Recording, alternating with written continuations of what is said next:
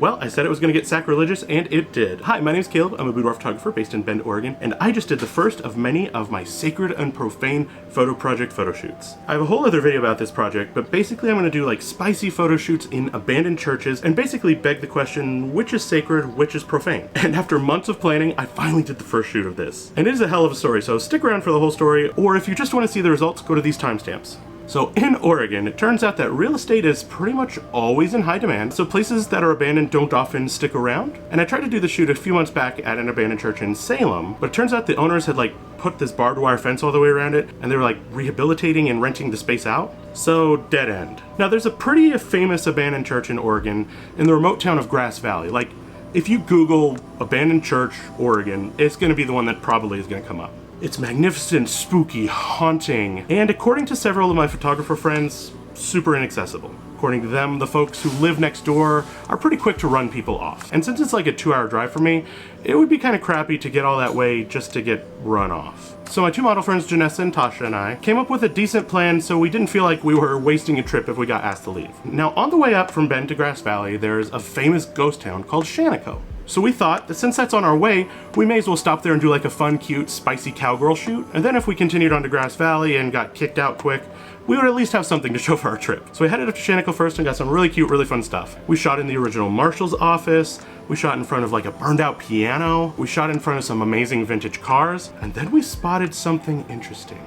An abandoned church, and its doors were open, and it looked like it would be an absolutely amazing place to shoot. It had this 1950s evangelical church vibe, but I let my brain get a little too stuck to the original plan, and so we drove on towards Grass Valley. And it was indeed boarded up and chicken wired up, and there were a million different no trespassing, no smoking signs. But the lighting was sublime, amazing, wondrous. So we thought, okay, we'll shoot as much as we can and we'll see if we get kicked out. So we got Tasha and Janessa into their first sacred and profane outfits, and we got to work. And you know what? They came out amazing. And we didn't see another living soul. We shot there as long as we felt like we needed to. We didn't enter the church, obviously. We didn't do anything aggressively disrespectful other than have people with their butts out, I guess. We got some really beautiful photos out in front of it, and it kind of has the perfect vibe.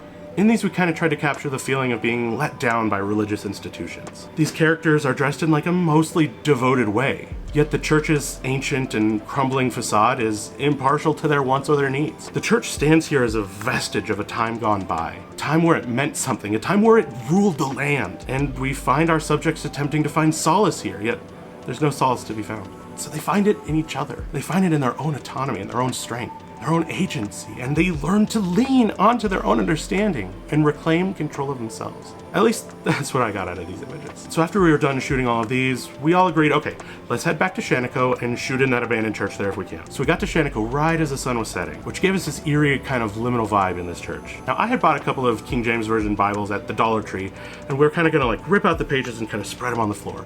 So we were starting to do that, and Tasha was getting ready in the car. And a lady who ended up being the owner of the building came up and started talking to Tasha in the car. And I couldn't really hear what she was saying, but I figured, well, our goose is cooked. So I went out there and was ready to say, okay, we'll leave ASAP. But it turns out she loved what we were doing. And it also turned out she was really freaking cool. She's a classically trained flautist who does these cool effects loops things. And she's lived out there a few years and has kind of been working on bringing this church property and another house property kind of back to where they should be to be in alignment with the rest of the town. And she was totally on board with this project and invited us back to shoot there whenever we wanted to. It was so cool, and I was so excited and just was giddy the rest of the time we were shooting.